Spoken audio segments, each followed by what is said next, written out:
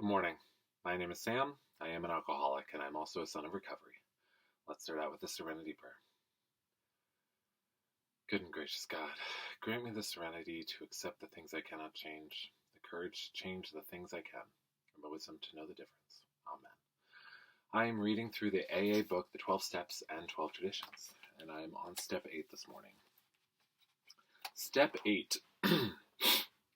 Made a list of all persons we had harmed and became willing to make amends to them all.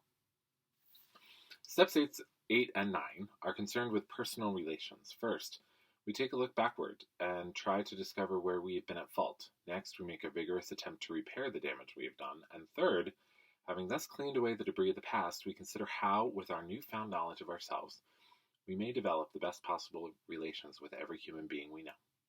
This is a very large order. It is a task which we may perform with increasing skill but never really finish.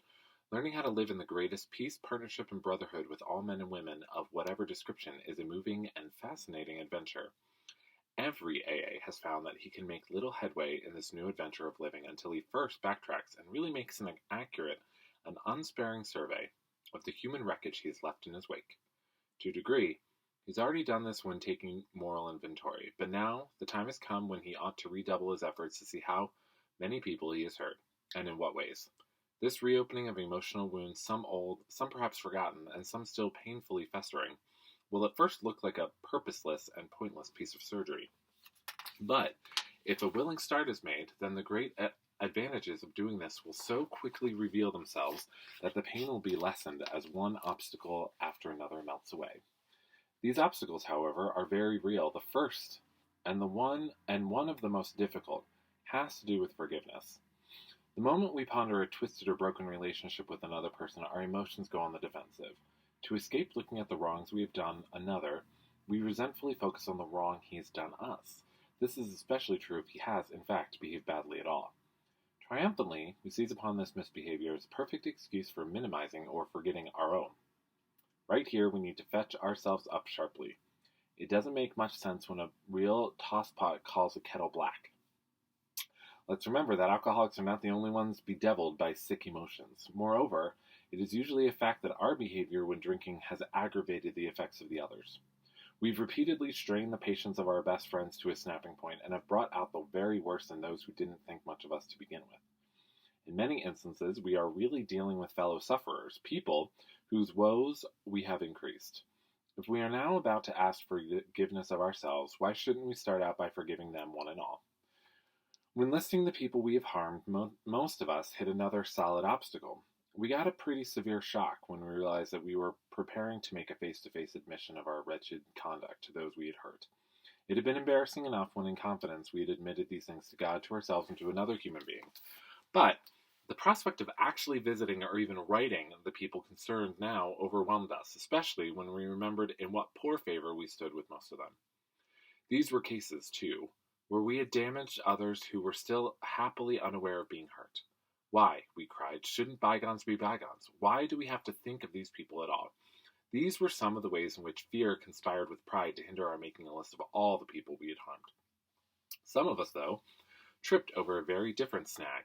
We clung to the claim that when drinking, we never hurt anybody but ourselves. Our families didn't suffer, because we always paid the bills and seldom drank at home. Our business associates didn't suffer because we were usually on the job. Our reputations hadn't suffered because we were certain few knew of our drinking.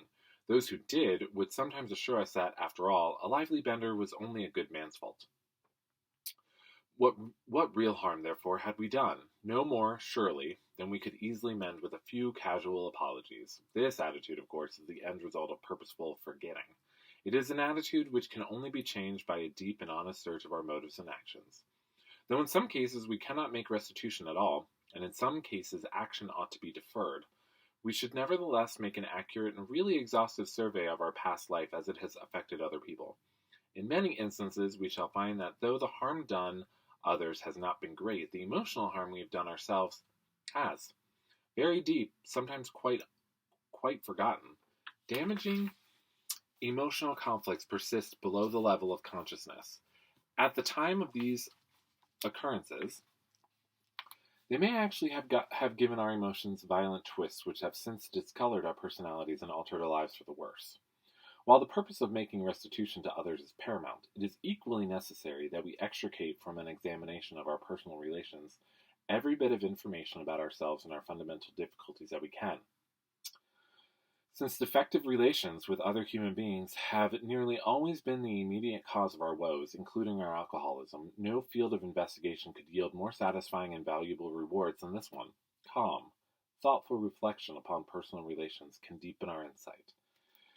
We can go far beyond those things which were superficially wrong with us to see those flaws which were basic, flaws which sometimes were responsible for the whole pattern of our lives. Thoroughness, we have found, will pay, and pay handsomely. We might next ask ourselves what we mean when we say that we have harmed other people. What kinds of harm do people do one another anyway? To define the word harm in a practical way, we might call it the result of instincts in collision, which cause physical, mental, emotional, or spiritual damage to people. If our tempers are consistently bad, we arouse anger in others. If we lie or cheat, we deprive others not only of their worldly goods, but of their emotional security and peace of mind. We really issue them an invitation to become contemptuous and vengeful. If our sex conduct is selfish, we may excite jealousy, misery, and a strong desire to retaliate in kind. Such gross misbehavior is not by any means a full catalog of the harms we do. Let us think of some of the subtler ones which can sometimes be quite as damaging. Suppose that in our family lives we happen to be miserly, irresponsible, callous, or cold. Suppose that we are irritable, critical, impatient, and humorless. Suppose we lavish attention upon one member of the family and neglect the others. What happens when we try to dominate the whole family, either by a rule of iron or by a constant outpouring of minute directions for just how their lives should be lived from hour to hour? What happens when we wallow in depression, self-pity oozing from every pore, and inflict that upon those about us? Such a roster of harms done others, the kind that make daily living with us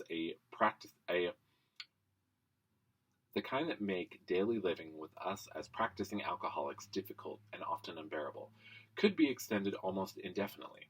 When we take such personality traits as these into shop, office, and the society of our fellows, they can do damage almost as extensive as that we have caused at home.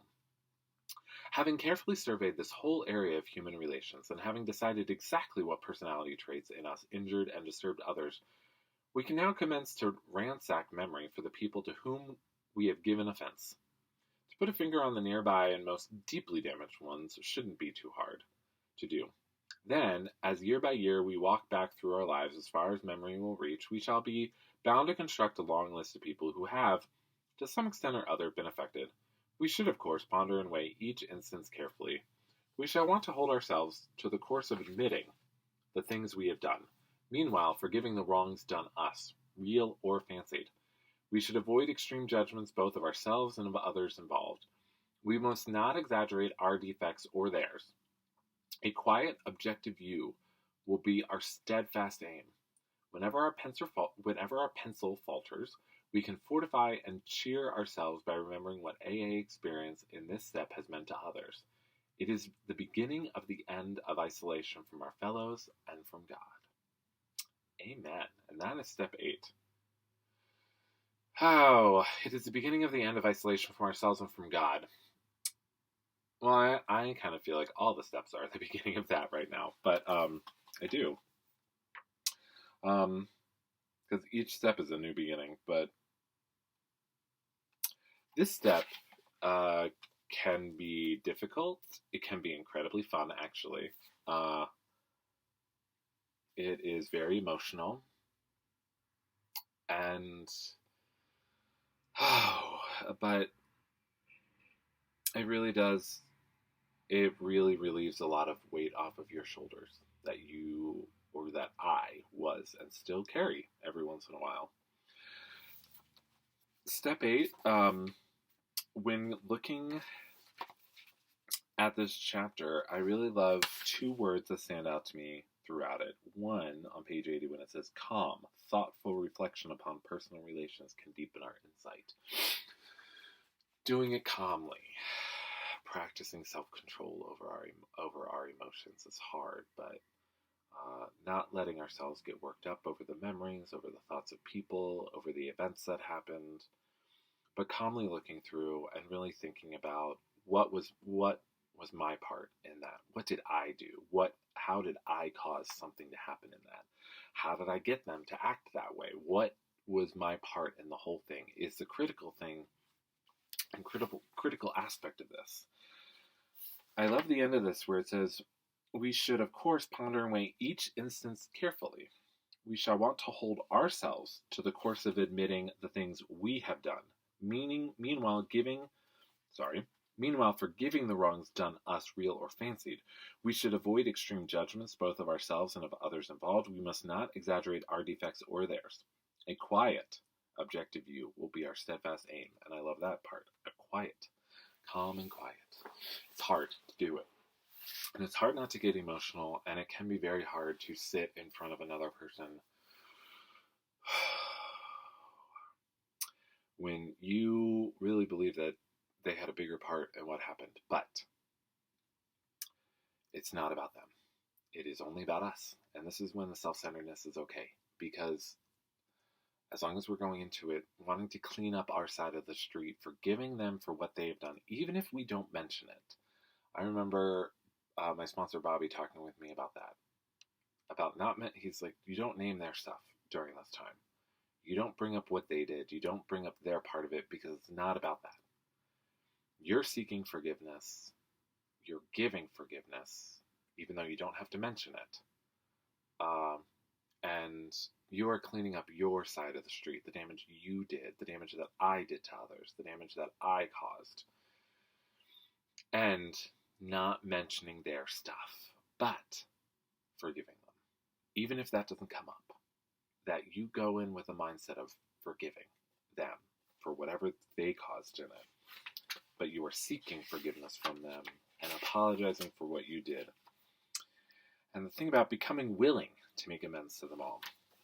As you make amends and the list is created, I know that there were definitely a couple people on that list who I knew with what had been caused and what had been done, that me reaching out to them and contacting them in any way, shape, or form would have actually probably caused more damage, bringing all of that back up. And that's not the point. We don't want to be causing more damage. We want to be relieving damage and asking for forgiveness and building relationships. So there are definitely two people I can think of on my list of events that happened where I have not gotten in touch with them regarding it. I am willing to do so, and if a time and place came up, I would absolutely do it. And that's the part of it, is knowing that if a time and place came up, if they got in touch with me in some way, shape, or form, or our paths crossed again in the future, that in that moment, I would take the time to pull them aside and ask for their forgiveness and what happened. But if that time never comes, I know I'm willing to do it. And that's the aspect of that. Because I don't want to damage anybody anymore. So, step 8. It's a big one. It's a lot of action. It's a lot of moving forward. But it's a really wonderful one. Usually you start out with your closest family and friends and move on from there. But who knows? Anyways. If you have any comments, thoughts, or questions, please leave them. As always, blessings and peace, love, and coffee.